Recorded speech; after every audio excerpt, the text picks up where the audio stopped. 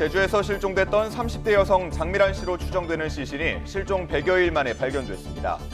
숙소에서 10분 거리였는데 경찰은 범죄 연관성은 없는 것으로 보고 정확한 신원과 사망 원인을 확인하고 있습니다.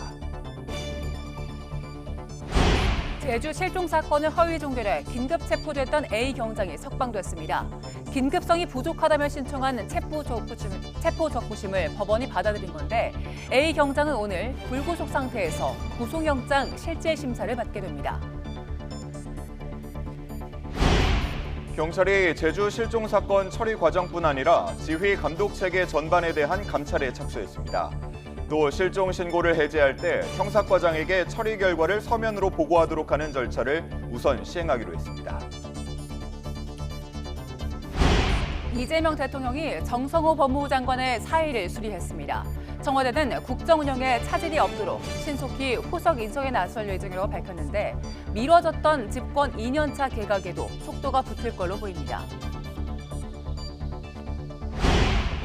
트럼프 미 행정부가 이란과 거래하는 국가와 기업을 겨냥한 대이란 경제 제재안을 발표했습니다. 디지털 자산과 기술, 금, 항공, 해운 등 5개 부문이 포함됐는데 스콧 베선트 재무장관은 이란의 모든 잠재적 수입원을 완전히 차단하는 게 목표라고 압박했습니다.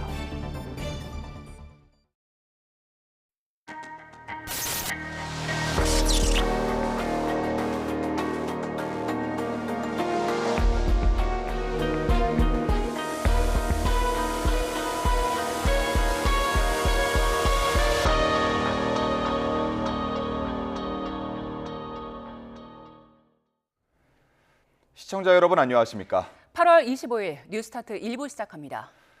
제주에서 실종됐던 30대 여성 장미란 씨로 추정되는 시신이 실종 104일 만에 발견됐습니다. 숙소에서 10분 거리였는데 실종 당시 입었던 옷차림 그대로였고 주변에는 유류품도 발견됐습니다.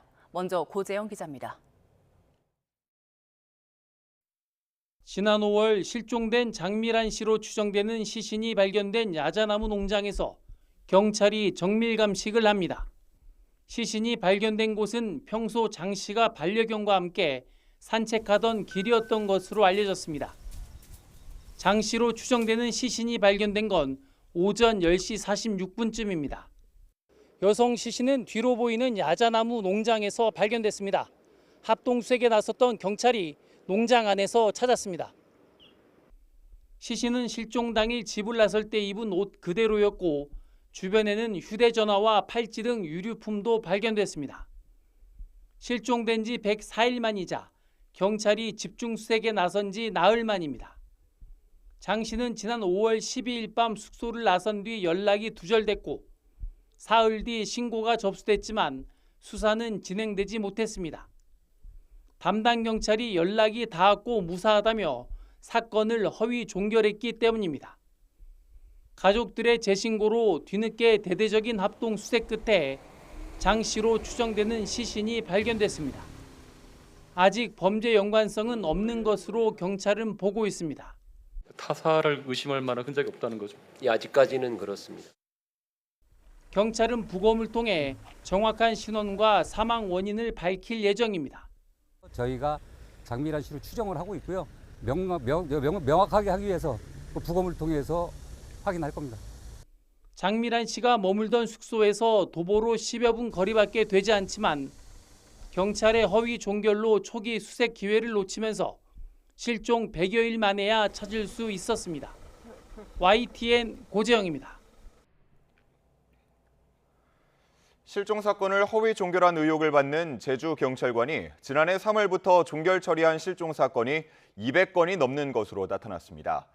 제주경찰청은 장미란 씨와 60대 남성 실종 사건 등 A 경장이 허위로 종결한 실종 사건 2건을 확인하고 나머지 종결 사건 가운데서도 부실 처리한 것이 있는지 확인하고 있습니다. 실종 사건을 허위 종결한 혐의로 긴급 체포됐던 제주 현직 경찰관이 석방됐습니다. 제주지방법원은 A 경장이 청구한 체포 적부심 결과 긴급 체포의 필요성이 인정되지 않는다며 A 경장의 석방 청구를 인용했습니다. 법원은 체포영장을 발부받을 시간적 여유가 없는 경우에 긴급 체포를 하는 거라며 소재가 계속 파악됐던 A 경장의 긴급 체포는 형사소송법상 긴급성을 갖추지 못해 위법하다고 판단했습니다. 경찰이 제주 실종 사건 허위 종결 의혹과 관련해 사건 처리 과정뿐 아니라 지휘 감독 체계 전반에 대한 감찰에 착수했습니다. 또 실종 신고를 해제할 때 형사과장에게 처리 결과를 서면으로 보고하도록 하는 절차를 우선 시행하기로 했습니다. 손효정 기자의 보도입니다. 장미란 씨 실종 신고를 접수하고도 담당 경찰관이 임의로 사건을 종결했다는 의혹이 확산하자 경찰이 진상규명에 착수했습니다. 장 씨 사건 담당자인 A 경장에 대한 수사와 별개로 사건 처리 과정과 당시 보고, 지휘 체계에 대한 감찰에 나서기로 했습니다. A 경장이 사건을 종결하는 과정에서 보고를 어떻게 했는지, 또 상급자들의 지휘, 감독이 적절했는지 자세히 들여다볼 방침입니다. 본청 감찰을 내려보내서 사건 접수부터 처리, 종결까지 전반적으로 점검을 하고 잘못된 부분에 있어서는 철저하게 책임을 묻고 허위 종결 가능성을 막을 쇄신책도 추가로 내놨습니다. 경찰청 국가수사본부는 전국 경찰서에 실종 사건 수사 강화 계획을 내려보내고 실종 사건 처리 결과를 형사과장이 서면으로 확인하도록 했습니다. 앞서 경찰은 실종자 관리 시스템에서 담당자가 실종 해제를 요청하면 관리자의 승인을 받도록 하는 이중 장치를 도입하기로 했습니다. 하지만 시스템 구축에 한 달가량 걸린다는 지적에 따라 먼저 과장급 서면 확인 절차를 우선 시행하기로 한 겁니다. 수사 권한 확대를 앞두고 터진 초유의 실종 신고 허위 종결 의혹에 경찰의 자체 쇄신안이 이어지고 있지만 권한에 걸맞은 견제와 통제가 작동할 수 있을지 우려는 여전합니다. YTN 손효정입니다. 이재명 대통령은 실종됐던 장미란 씨 추정 시신이 숙소 인근에서 발견되자 매우 참담하다며 근본적인 쇄신책을 마련하라고 지시했습니다. 국회에서도 여야 질타가 이어지자 한성수 국무총리는 대책 마련을 빠르게 추진하겠다고 밝혔습니다. 홍선기 기자의 보도입니다. 실종됐던 장미란 씨 추정 시신이 발견됐다는 소식이 전해지자 이재명 대통령은 매우 참담하다는 입장을 밝혔습니다. 국민의 생명을 보호해야 할 경찰이 오히려 실종 신고를 임의로 삭제한 사건의 비극적 결말에 안타까움을 전한 겁니다. 이 대통령은 나아가 경찰 수사 과정에 대한 철저한 점검을 지시했습니다. 또 이번 사건과 같은 일이 다시 벌어지지 않도록 하기 위한 근본적인 쇄신책을 마련하라고 주문했습니다. 제도적인 보완책 혹은 근본적인 쇄신책을 비롯해서 경찰 자체의 개혁안을 마련할 것을 지시하셨습니다. 국회에서도 여야를 막론한 질타가 쏟아지자 한성수 국무총리가 즉각적인 대책 마련을 약속했습니다. 실종 사건에 대한 전수조사를 통해 제도적인 미비점을 보완하고 실종 수사 체계를 개선하겠다고 밝혔습니다. 관련 사건에서 정말 가슴 아프게 생각하고 의원님 말씀 주신 부분에 대해서 내부 지금 검토하고 있습니다. 적극적으로 빠르게 추진하도록 하겠습니다. 한 총리는 이와 함께 이번 사건과 관련한 엄중 처벌 의지도 밝혔습니다. 수사기관의 불법 행위가 드러나면 지위 고하를 막론하고 무관용 원칙을 적용하겠다며 엄벌 의지를 강조했습니다. YTN 홍성기입니다.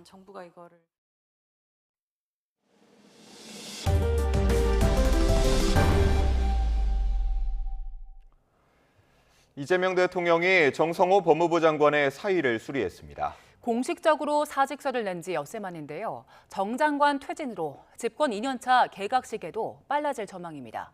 한현희 기자의 보도입니다. 정성호 법무부 장관의 사직서가 수리됐습니다. 이재명 대통령의 만류에도 사직서를 제출한 지 엿새 만입니다. 건강 상태가 악화되어서 이제 사의를 표명하셨고 이에 그 국정 수행이 어렵다라는 그 사의를 받아들였습니다. 국정 운영에 차질이 없도록 신속히 후속 인선에 나설 예정이고요. 표면적인 사퇴의 이유는 건강 악화와 검찰개혁 입법 완료지만 형사소송법 개정 과정에서 여당 강경파와의 이견이 있었다는 점도 배경으로 꼽힙니다.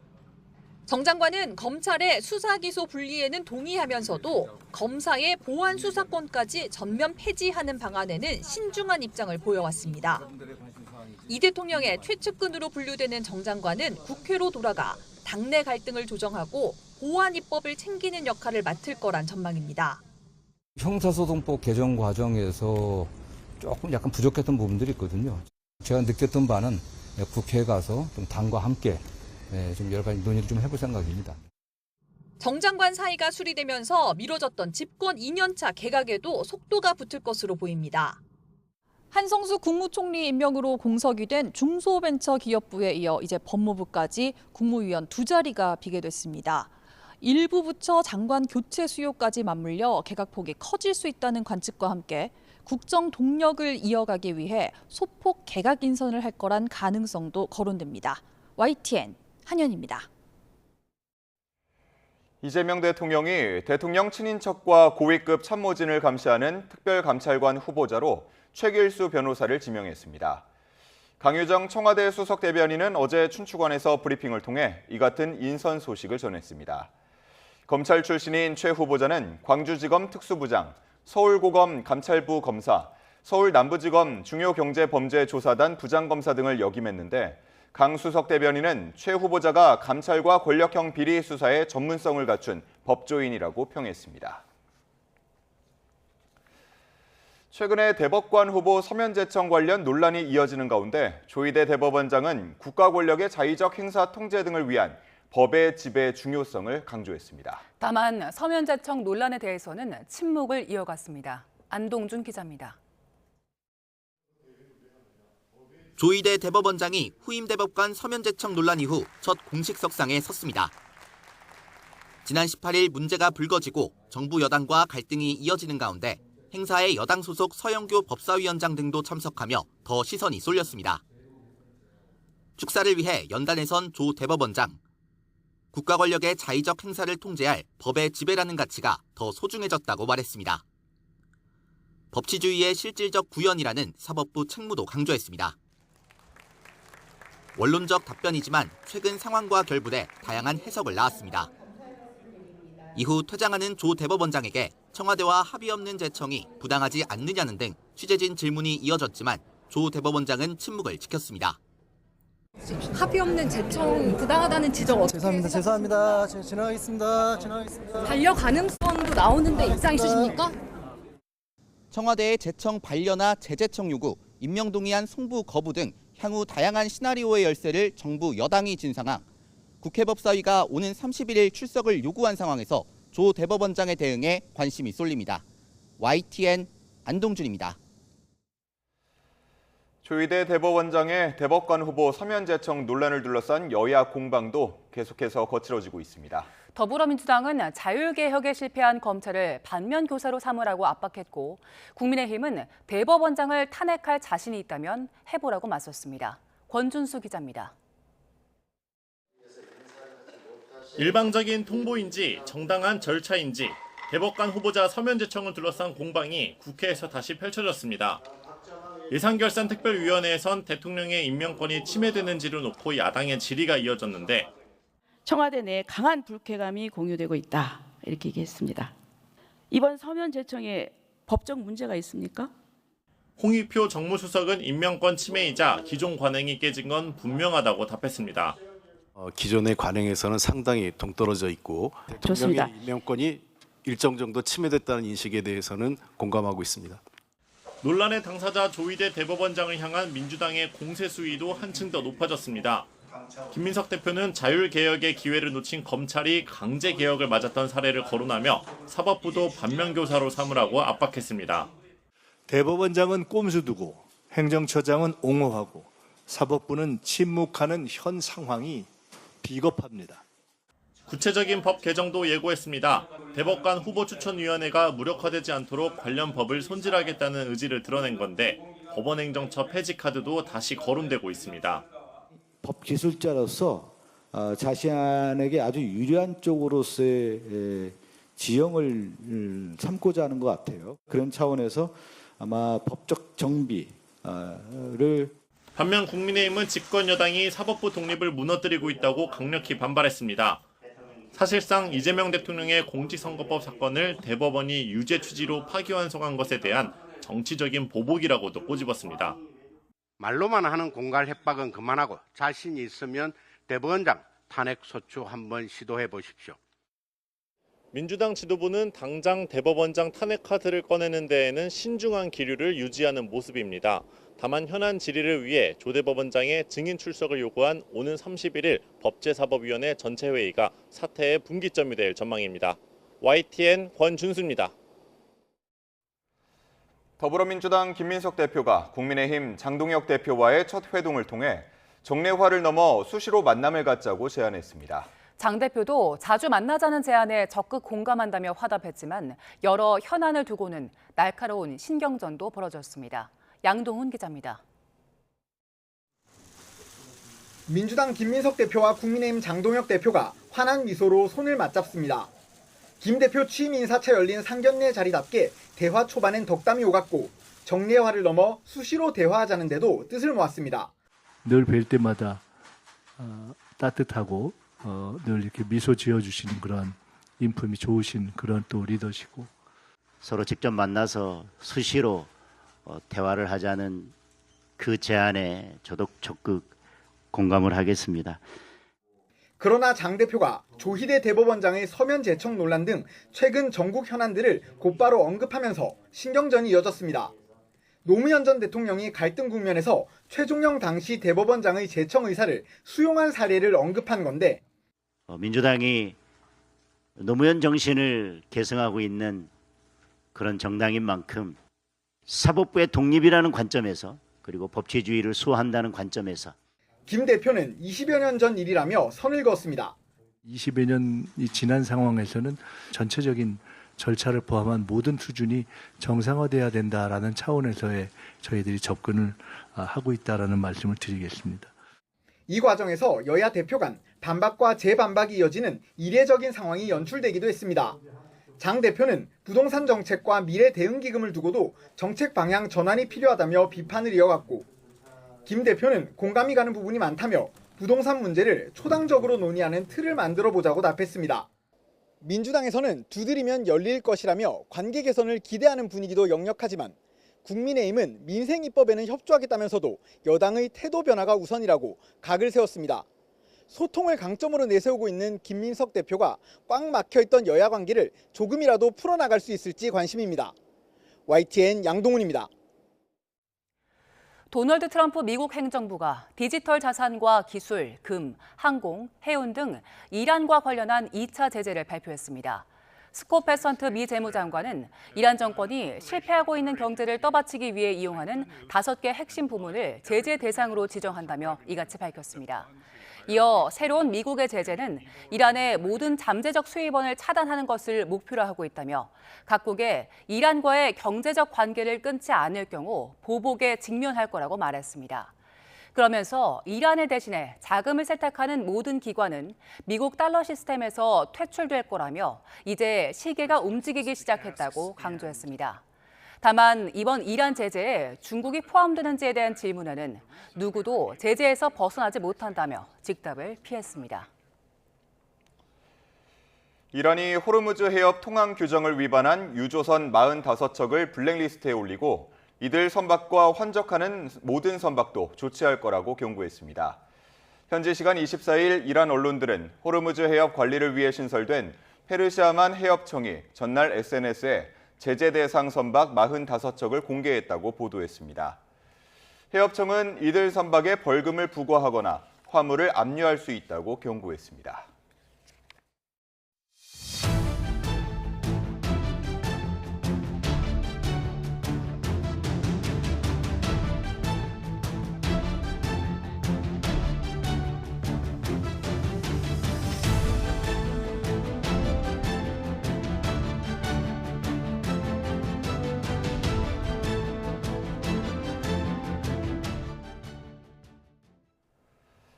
장미란 씨 추정 시신이 발견되는 등 제주에서 최근 사흘 동안 실종자 추정 시신이 연이어 4구 확인됐습니다. 한 해 접수되는 성인 실종 사건이 7만 건인 가운데 실종자 접수 단계에서부터 단순 가출로만 여기는 분위기가 이어져선 안 된다는 지적이 나옵니다.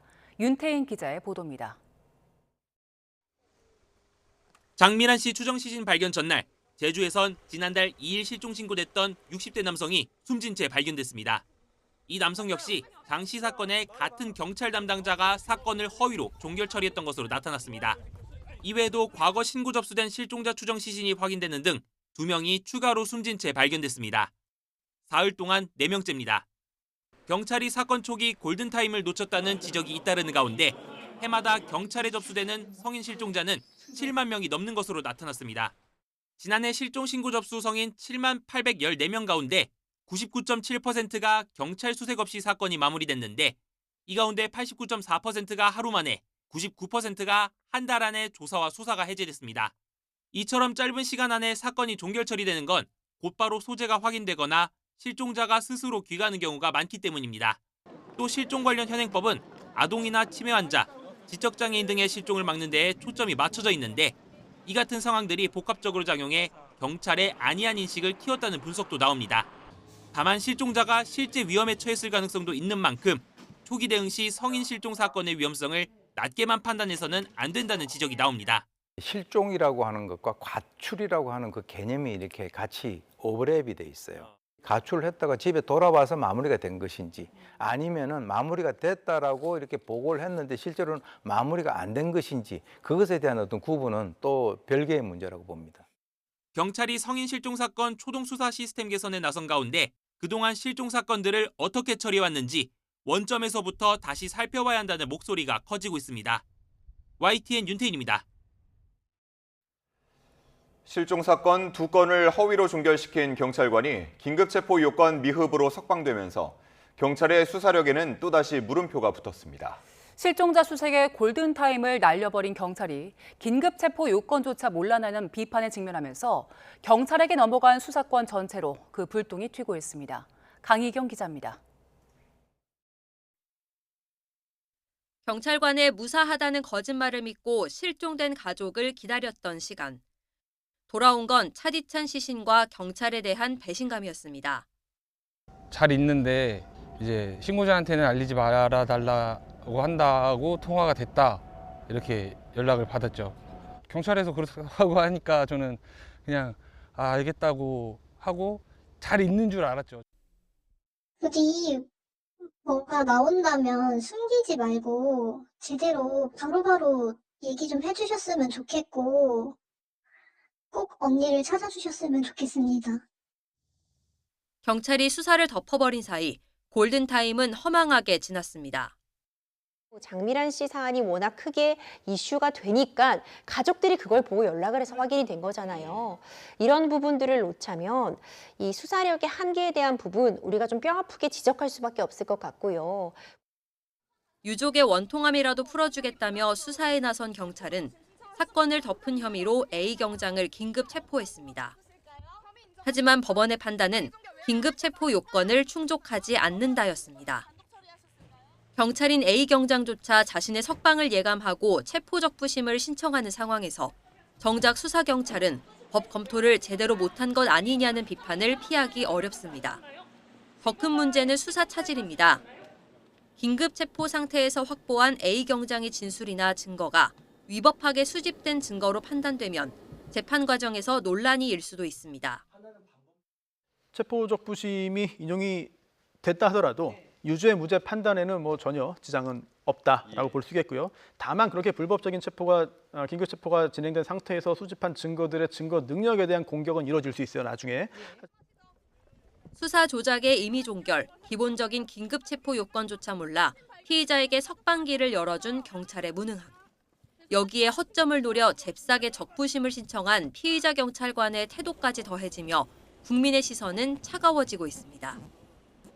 검찰의 보안 수사권이 박탈된 가운데 무소불위로 커진 경찰 수사권을 과연 국민이 믿을 수 있을지 깊은 의문이 남습니다. YTN 강희경입니다. 정부가 민주당의 요청과 여론을 반영해 비거주 1주택자에 대한 종부세 증세 방안 수정에 나섰습니다. 일단 비거주에 대한 실거주 인정 범위를 확대하고 비거주 1주택자 대상 종부세 기본 공제를 9억 원으로 축소하기로 한 것을 12억 원으로 복원하는 방안도 검토하고 있는데요. 정부의 수정안 윤곽은 주말쯤 가닥이 잡힐 걸로 보입니다. 이승은 기자의 보도입니다. 장애인 아이의 특수학교 진학을 위해 학교 근처로 이사 가야 했다. 시어머니를 모시려면 좁은 집에서 함께 살 수 없었다. 세법 개정안 입법 예고 기간 실거주 인정을 요청한 비거주 1주택자들의 입법 의견입니다. 고위당정협의회에서도 불가피한 사유로 비거주한 것을 거주로 인정하는 것을 확대하는 방안에 공감대가 만들어졌습니다. 정부는 육아나 가족 돌봄 등의 사유나 같은 시군에서 거처를 옮긴 경우 최장 3년인 실거주 인정 기간을 늘리거나 1년 이상 선거주 요건을 조정하는 방안 등을 검토하고 있습니다. 다양한 국민들의 목소리를 경청해서 보다 더 합리적인 방안을 강구하겠다는 말씀을 드리겠습니다. 9억 원으로 내린 비거주 1주택자에 대한 종부세 기본공제를 상향하는 것도 검토하고 있습니다. 기본공제가 14억 원으로 상향되는 거주 1주택자와는 차등을 둬서 12억 원으로 복원하는 방안이 유력합니다. 비거주 1주택자에 대한 종부세 기본 공제를 12억 원에서 9억 원으로 조정하고 종부세 세부담 상한을 200%로 늘리는 세제 개편을 깊이 있는 수기가 필요하다고 봅니다. 종부세에서 거주와 비거주를 구분하지 말아달라는 여당 요청은 실거주 중심이라는 세제 개편의 큰 원칙을 흔드는 것이어서 고심하고 있습니다. 양도세 장기 보유 특별공제에서 비거주 1주택자를 겨냥한 부분과 관련해서도 대폭 수정은 어려울 것으로 보입니다.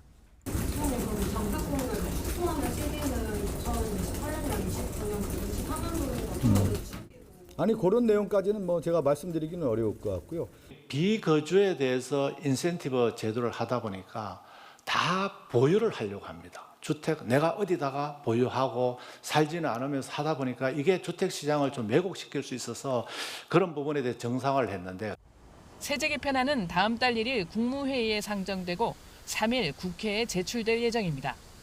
정부 수정안은 주말쯤 가닥이 잡힐 것으로 보이는데 시간이 빠듯해 국회 논의를 통해 변경하는 것도 대안으로 꼽힙니다. YTN 이승은입니다. 다음 달 전국 아파트 입주 물량이 이번 달보다 30% 넘게 줄어 10,000가구 수준에 머물 걸로 보입니다. 부동산 플랫폼 직방은 9월 전국 아파트 입주 물량이 1,184가구로 8월보다는 30.7%, 지난해 같은 달보다는 18.2% 줄어든다고 밝혔습니다. 수도권은 전달 대비 23.5%, 지방은 42.4% 줄어 지방 입주 물량의 감소폭이 더 큰 걸로 나타났습니다. 삼성전자가 110조 원 규모 주주 환원 계획을 밝혔지만 시장 기대에 못 미쳤다는 평가 속에 주가가 급락하면서 그 영향으로 코스피가 3거래일 만에 하락했습니다. 반면 활발한 순환매가 일어나면서 코스닥은 이틀 만에 상승했습니다. 류한홍 기자입니다. 0.5% 내린 6,881로 출발한 코스피가 낙폭을 더 키워 3.1% 내린 6,697로 마감했습니다. 코스피 대장주 삼성전자가 지난주 금요일 110조 원 규모 주주 환원 계획을 밝혔음에도 주가가 급락하면서 코스피가 함께 무너졌습니다. 삼성전자 주가는 4% 하락한 채 출발했는데 낙폭이 더 깊어져 8.7% 급락한 채 장을 마쳤습니다. 삼성전자와 지분 가치가 연동돼 있는 계열사 주가도 줄줄이 하락했는데 삼성생명은 13%, 삼성물산은 8%, 삼성화재는 4% 각각 하락 마감했습니다. SK하이닉스는 3% 넘게 상승하며 삼성전자와 대조적인 모습을 보였지만 장중 하락 전환에 3.4% 내린 채 장을 마쳤습니다. 대형주 약세에 코스피가 사흘 만에 하락했지만 코스닥은 이틀 만에 상승했습니다. 2차 전지와 반도체 소부장, 즉 소재와 부품 장비 쪽으로 활발한 순환매가 일어나며 코스닥은 1.4% 오른 813으로 마감했습니다. 코스피 시장에서 외국인이 3조 6천억 원 넘게 순매도를 했지만 원달러 환율 하락세는 이어졌습니다. 원달러 환율은 1,382원으로 주간 거래를 마쳤는데 이달 들어 원달러 환율은 50원 넘게 하락했습니다. YTN 유환홍입니다. 주요 사건 사고 소식입니다. 지난 2024년 온라인에 야탐력 살해 예고글을 게시한 20대가 정부에 1,400여만 원을 물어주라는 법원 판단이 나왔습니다. 공중협박죄가 신설된 뒤 경찰이 손해배상 청구한 사건에 대한 첫 법원 판결입니다. 조경원 기자가 보도합니다. 지난 2024년 9월 온라인 커뮤니티에 경기 성남시 야탐역에서 시민들을 살해하겠다는 글이 올라왔습니다. 경찰은 만일의 상황을 대비해 특공대와 장갑차를 투입하고 500명이 넘는 인력을 투입했습니다. 하지만 이 글은 20대 남성 A씨가 게시한 허위 협박글로 드러났습니다. 사건 발생 2년 만에 법원은 A씨에게 1,484만여 원을 정부에 배상할 것을 명령했습니다. 경찰이 청구한 손해배상액 5,500여만 원 가운데 일부를 인용한 겁니다. 허위 테러 협박범에 대해 배상 책임을 물어달라고 경찰이 직접 법원에 요청한 건 이번이 처음입니다. 또 지난해 3월 공중협박죄가 신설된 뒤 불특정 다수를 겨냥한 협박범에 대한 첫 손해배상 청구 소송이기도 합니다. 경찰은 지난해 9월 각 시도경찰청에 손해배상 심의위원회를 두기로 하고 공중협박 범죄에 대해 민사적 책임을 묻기로 했습니다.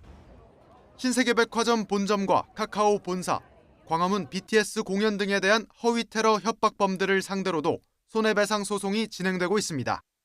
경찰은 이번 판결에 대해 경찰이 청구한 첫 손해배상 소송에서 실제 배상 판결을 이끌어냈다는 점에서 의미가 크다고 평가했습니다. 또 청구액 전부를 인정받진 못한 만큼 판결문 내용을 살펴본 뒤 항소 여부를 신중히 결정하겠다는 입장입니다. 경찰은 앞으로도 사회적 혼란을 일으키는 공중협박과 거짓 신고에 대해서 형사처벌과 별개로 손해배상 청구를 적극 검토하겠다는 방침입니다. YTN 조경원입니다. 40대 부모에게 흉기를 휘둘러 아버지를 숨지게 한 혐의를 받는 10대 외국인 아들이 구속됐습니다. 경찰 조사에서 피의자는 사업 문제로 다투는 부모를 말리는 과정에서 흉기를 휘둘렀다며 자신의 혐의를 모두 인정했습니다. 오승훈 기자입니다. 검은색 마스크를 쓴 남성이 구속 전 피의자 신문을 받기 위해 경찰서를 빠져나옵니다. 지난 23일 새벽 충남 천안의 한 아파트에서 40대 부모에게 흉기를 휘둘러 아버지를 숨지게 한 혐의를 받는 19살 외국인 대학생 A군입니다. A군은 범행 이후 119에 직접 신고했고 출동한 경찰에 현행범으로 체포됐습니다. 혹시 본인 혐의에 대해서 인정을 하나요? 네, 인정합니다. 왜 이렇게 범행을 했는지 좀 얘기해 줄 수 있어요? 죄송합니다. 흉기에 찔린 A군의 어머니도 크게 다쳐 현재 병원 중환자실에서 치료받고 있습니다. 피해자는 가족들에게 하고 싶은 말이 있느냐는 질문에 죄송하다는 말만 되풀이했습니다. 대전지법 천안지원은 도주 우려가 있다며 A군에 대한 구속영장을 발부했습니다. A군은 9년 전 아버지를 따라 한국에 입국한 뒤 유학생 신분으로 고졸 검정고시에 합격해 대학교에 다니고 있던 것으로 파악됐습니다. 경찰은 A군이 부부싸움을 말리다가 집안에 있던 흉기를 휘둘렀을 가능성이 큰 것으로 보고 있습니다. 경찰 조사에서 A군은 평소에도 부모가 사업 문제로 자주 다퉈왔고 아버지가 어머니의 멱살을 잡는 모습에 화를 참지 못했다고 진술한 것으로 전해졌습니다. 이들 가족과 관련해 경찰에 가정폭력이나 아동학대 신고는 없었던 것으로 확인됐습니다. 경찰은 사건 발생 당시 집에 있던 A군의 친형 등을 상대로 추가 조사를 진행한 뒤 조만간 사건을 검찰에 넘길 예정입니다. YTN 오승훈입니다. 물놀이 시설 여자 탈의실에 변장한 채 들어가 이용객들 모습을 불법 촬영한 혐의를 받는 20대 남성이 구속됐습니다. 수원지방법원은 성폭력 처벌법 위반 혐의를 받는 A씨가 증거를 없애거나 도주할 우려가 있다며 구속영장을 발부했습니다. A씨는 지난달 2차례에 걸쳐 경기 용인시 캐리비안베이 여자 탈의실에 들어가 이용객들 모습을 불법 촬영한 혐의를 받습니다. 세월호 이태원 참사 피해자와 유가족에 대한 허위글을 게시한 혐의를 받는 50대 남성이 1심에서 실형을 선고받았습니다. 서울 서부지방법원은 명예훼손 혐의 등으로 구속 기소된 강모 씨에게 검찰 구형과 같은 징역 1년을 선고했습니다. 재판부는 강 씨가 근거 없는 허위 정보를 반복적으로 게시해 유가족들을 고통에 빠뜨리고 사회 구성원들을 현혹했다고 질타했습니다. 다음 소식입니다. 2차 종합특검이 모두 58명을 재판에 넘기면서 180일 동안의 활동을 마무리했습니다. 권창형 특검은 내란 세력 청산을 위한 전쟁은 이제 시작이라며 상설 수사기구 마련 등의 방안을 거론했습니다. 보도에 배민혁 기자입니다. 2차 종합특검팀이 역대 최장 180일의 수사기한을 마치고 최종 결과를 공개했습니다. 7명을 구속 상태로 재판에 넘겼고 법인을 포함해 51명은 불구속 기소했는데 윤석열 전 대통령과 김건희 씨도 이름을 올렸습니다. 미처리 사건 46건과 대상자 150명은 경찰 국가수사본부로 인계했습니다. 직접 브리핑에 나선 권창영 특별검사는 6개월짜리 특검으론 내란 세력 발본색원에 한계가 있었다고 일각의 수사 미진 비판에 반박했습니다. 전쟁은 이제 시작이라며 상설 수사기구 필요성을 언급했습니다. 이 내란 세력은 아직까지 역량과 의지를 그대로 온전히 보존하고 있기 때문에 다음에 기회가 주어진다면 언제든지 다시 내란을 일으킬 수 있고 이번에는 성공할 수 있다. 이런 식으로 지금 생각을 하고 있다는. 앞서 중요성을 강조했지만 매듭 짓지 못한 사건에 대한 설명에도 큰 비중을 뒀습니다. 노상원 수첩에서 주요 인사 사례 구상 정황을 포착했지만 핵심 피의자 진술 거부 등으로 사건을 넘길 수밖에 없었다고 설명했고 초대형 국정농단이라고 스스로 강조했던 쌍방울 대북송금 수사 개입 의혹 역시 법원의 압수영장 기각 등을 이첩 이유로 들었습니다. YTN 배민혁입니다. 종합특검팀이 끝내 풀지 못한 주요 사건들은 다시 경찰로 넘어가게 됐습니다. 역대 최장 수사에도 여러 미제를 남기며 종합특검 무용론까지 제기됐습니다. 김희영 기자의 보도입니다. 비상계엄 당시 주요 인사 사살 등을 모의한 정황이 담긴 이른바 노상원 수첩은 대표적 미제 사건으로 꼽힙니다. 수첩에 수집소로 적힌 연평도 수용시설을 현장 검증하려 헬기까지 띄웠지만 결정적 진술 확보에 난항을 겪으며 수사를 매듭짓지 못했습니다. 쌍방울 대북 송금 사건 수사에 윤석열 정부 대통령실이 개입했다는 의혹도 마찬가지입니다. 국가 권력에 의한 초대형 국정농단 의심 사건이라고 저희는 보고 당시 수사를 맡았던 박상용 검사와 법무부 장관이었던 한동훈 의원을 잇따라 입건했지만 강제 수사는커녕 소환 조사도 이루어지지 않았습니다. 서울 양평고속도로 의혹 관련 원희룡 전 장관도 경찰에 이첩 결정을 내렸고 중복 수사, 이중기소 논란을 부른 윤 전 대통령 등에 대한 군형법상 반란죄와 범죄단체 조직죄 적용 카드 역시 조용히 수면 아래로 향했습니다. 내란 특검과의 이딴 잡음 역시 논란이었습니다. 계엄 당시 정치인 체포조를 폭로한 홍장원 전 국정원 차장, 서강대교 회군을 지시한 조성현 대령을 기소하며 앞선 내란 특검 수사와 정반대 결론을 내렸습니다. 물적 증거에 따라서 확보된 이 범죄에 대해서는 저희들이 기소를 하지 않을 수가 없습니다. 따라서 한간에 여러 말이 떠돌이 하는데 최소한 여러분들은 1심 판결 때까지 좀 중립을 지키고 좀 기다려 주세요. 특검법까지 개정하며 반년 동안 이어온 수사에도 주요 의혹은 여전히 그대로 남아 용두삼이라는 비판도 나오는 가운데 경찰이 남은 의혹을 넘겨받아 실체를 규명할 수 있을지 주목됩니다. YTN 김희영입니다. 중국 일부 지역에서 판매용 배추에 포름알데히드를 썼다는 보도와 관련해 식품의약품안전처가 국내 수입 여부 확인에 나섰습니다. 식약처는 중국 대사관 등을 통해 문제 배추가 국내에 수입됐는지를 확인하고 있다고 밝혔습니다. 또 중국산 배추에 대한 수입 검사 강화 조치를 실시했고 문제가 확인될 경우 필요한 조치를 할 예정이라고 설명했습니다. 최근 인공지능 AI가 통제를 벗어나 스스로 해킹하는 사건이 잇따르며 충격을 안겼는데요. 우리 정부가 인공지능 윤리 원칙을 새롭게 발표했습니다. AI 무기 사용과 해킹, 또 AI 과의존으로 인한 자살 등 이미 현실로 다가온 우려를 담았습니다. 장하영 기자입니다. 올해 세계 최초로 인공지능 기본법 시행을 시작한 우리나라가 자율규제인 인공지능 윤리 원칙을 만들었습니다.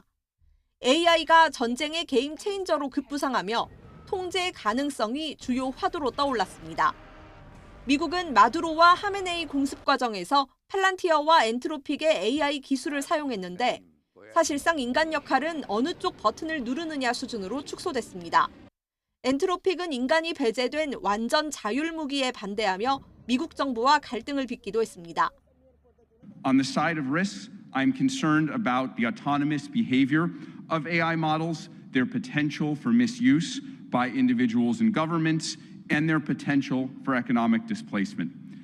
지난달 오픈 AI와 엔트로픽 모델이 인간의 지시 없이 허깅 페이스를 해킹하는 사건이 발생했습니다. 영화 터미네이터가 떠오르는 충격적인 사건이었지만 모델 시험 과정에서 개발사의 경미가 허술했던 걸로 드러났습니다. 에이전틱이나 피지컬의 경우에 기존의 인공지능보다 훨씬 더 파워풀하고 할 수 있는 일이 많다는 장점이 있는 대신에 우리가 상당한 정도의 자율권을 부여하고 정보 접근권이나 결정권들을 위임하는 경우가 많기 때문에 AI가 청소년 자살이나 범죄를 돕는 사례가 늘면서 미국에선 소송도 진행 중입니다. 이번 윤리 원칙에선 인공지능 설계자들의 책임이 더욱 강조됐습니다. 큰 힘에는 큰 책임이 따른다며 실질적인 피해 구제도 해야 한다고 명시했습니다. 이번 개정에서 기술 한목적성 대신 인류의 지속 가능성이 3대 가치에 포함됐고 10대 핵심 요건은 7가지로 추렸습니다. 처음 AI 윤리 기준을 만들었던 6년 전과 달라진 건 AI가 이미 생활 속에 널리 파고들었다는 점입니다. 정부는 기업이 스스로 이행 수준을 점검할 수 있도록 자율 점검표를 만들어 배포할 계획입니다. YTN 장하영입니다.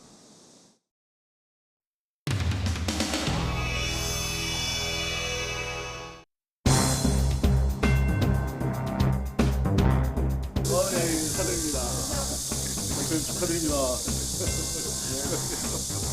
대표 되시고 신발이 운동화로 바뀐 게 가장 원래 구두만 신으셨는데 내가 원래는 운동화였잖아. 그랬어요?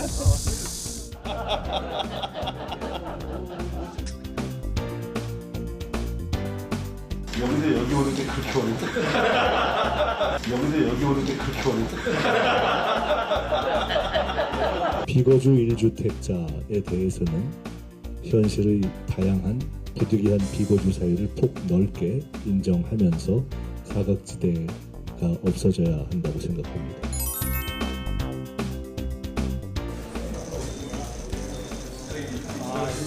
민주당은 흔들리지 않고 하나가 될 것입니다.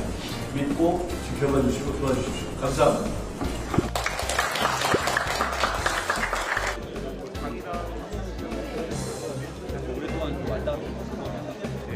저쪽 와서 우리 모두가 한번 국민을 향해서 절을 한번 하는 것으로 되면 어떨까 싶습니다. 열심히 하겠습니다. 든든히 지키겠습니다.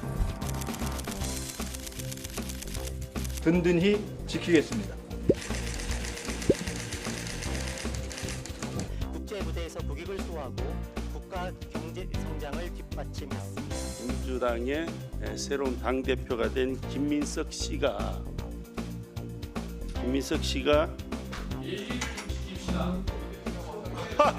조희대 씨는 괜찮고요. 국민이 바본 줄 압니까? 조희대 씨? 좀 조용히 하세요. 내 수사에서 언제 지켜? 당신들을 지켜. 김민석 씨가 조희대 대법원장님을 보고 법기술 원장이라고 하겠답니다. 법기술 원장입니다. 조용히 하세요. 조용히 해. 당신은 그러지 마. 왜 반말이야? 어떠냐고? 어디다 대고 국민들 앞에서 이런 못된 짓을 합니까?